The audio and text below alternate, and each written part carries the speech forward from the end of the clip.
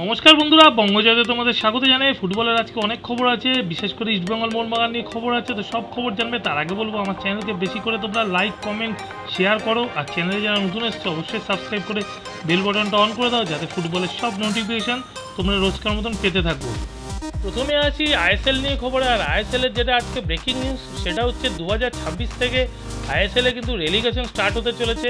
কেননা এই মুহূর্তে Mohammedan sporting I league champion হয়ে চলে আসাতে আইএসএলের টিম সংখ্যা দাঁড়িয়েছে 13 এবং সামনের মরশুমে আইএসএলের টিম সংখ্যা দাঁড়াবে আই লিগ চ্যাম্পিয়ন দলকে নিয়ে 14।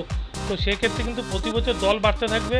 তো সেই জন্য এআইএফএফ সিদ্ধান্ত নিয়েছে যে 2026 থেকে কিন্তু রেলিগেশন স্টার্ট হবে আইএসএলে।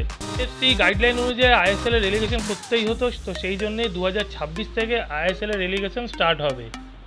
এবার একটু দলবদলের খবর আসে যাক। আর দলবদলে আজকে প্রথম যেটা খবর তা হলো ইস্টবেঙ্গলের প্রাক্তন গোলরক্ষক আইএসএল খেলা শুভম সেন, এই বঙ্গ সন্তান কিন্তু এই মরশুমে সই করছে কলকাতা কাস্টমস দলে।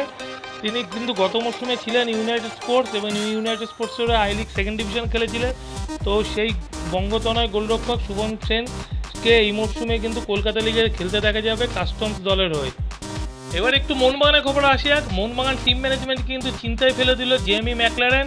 অস্ট্রেলিয়ান এই স্ট্রাইকারের সাথে মোহনবাগান ম্যানেজমেন্টের কিন্তু কথাবার্তা অনেক দূর এগিয়ে গেছে, কিন্তু এই মুহূর্তে একটা লিঙ্ক আপ বেরিয়ে আসছে যে জেমি ম্যাকলারেনের সাথে সৌদির এক ক্লাবের কিন্তু কথাবার্তা শুরু হয়েছে। আর অস্ট্রেলিয়ার ন্যাশনাল টিমের কোচ সেও চায় যে জেমি ম্যাকলারেন অস্ট্রেলিয়া লিগের সমতুল্য কোনো লিগে খেলুক বা তার থেকে ওপর লেভেলে কোনো লিগে খেলুক, তার থেকে নিচের কোনো লিগে যদি জেমি ম্যাকলারেন খেলে তাকে কিন্তু অস্ট্রেলিয়ার জাতীয় দলে ডাকা হবে না। তো সেই নিয়েও জেমি ম্যাকলারেন একটু চিন্তায় আছে। তো এই মুহূর্তে যা শোনা যাচ্ছে সৌদির এক ক্লাব কিন্তু তাকে অফার করেছে এবং অফারের পরিমাণটাও যথেষ্ট বড়। তো এই খবর আসার পর মোহনবাগান টিম ম্যানেজমেন্টও কিন্তু একটু চিন্তায় পড়ে গেছে। তো এখন আরও কয়েকটা দিন অপেক্ষা করতে হবে মোহনবাগান টিম ম্যানেজমেন্টকে জেমি ম্যাকলারেনের জন্য যে তাকে পাওয়া যাবে কি না। এবার একটু ইস্টবেঙ্গলের খবর আসে যাক। আর ইস্টবেঙ্গলে কিন্তু আজকে একটা ব্রেকিং নিউজ বেরিয়ে আসছে, সেটা হচ্ছে দিমিত্রিও দিয়ামান্তোয়েকাসকে নিয়ে। দিয়ামান্তোয়েকাসের সাথে কিন্তু কেরালা ব্লাস্টার্সে গুড বাই হয়ে গেল আজকে, এবং সেটা নিজেই টুইট করে জানিয়েছে দিমিত্রিও দিয়ামান্তোয়েকাস।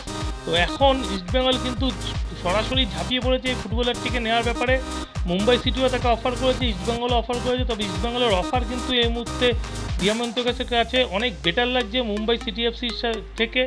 দিয়ামান্তোয়েকাসকে সই করানোর ব্যাপারে ইস্টবেঙ্গল কিন্তু এগিয়ে আছে অনেকটাই, এবং বলা যায় ইস্টবেঙ্গল যদি দিয়ামান্তোয়েকাসকে সই করে নিতে পারে তাহলে কিন্তু দুর্দান্ত একটা সাইনিং হতে চলেছে ইস্টবেঙ্গলের জন্য। 44 ম্যাচে 28টা গোল, 7টা অ্যাসিস্ট আছে কেরালা ব্লাস্টার্সের হয়ে। এবারে আইএসএলে গোল্ডেন বুট উইনার। এইরকম একজন ফুটবলারকে ইস্টবেঙ্গল পেলে ইস্টবেঙ্গল কিন্তু দারুণ লাভবান হবে। এখনকার মতন এইটুকুই, আবার নতুন ভিডিও নিয়ে তোমাদের সাথে পরের ভিডিওতে দেখা হবে।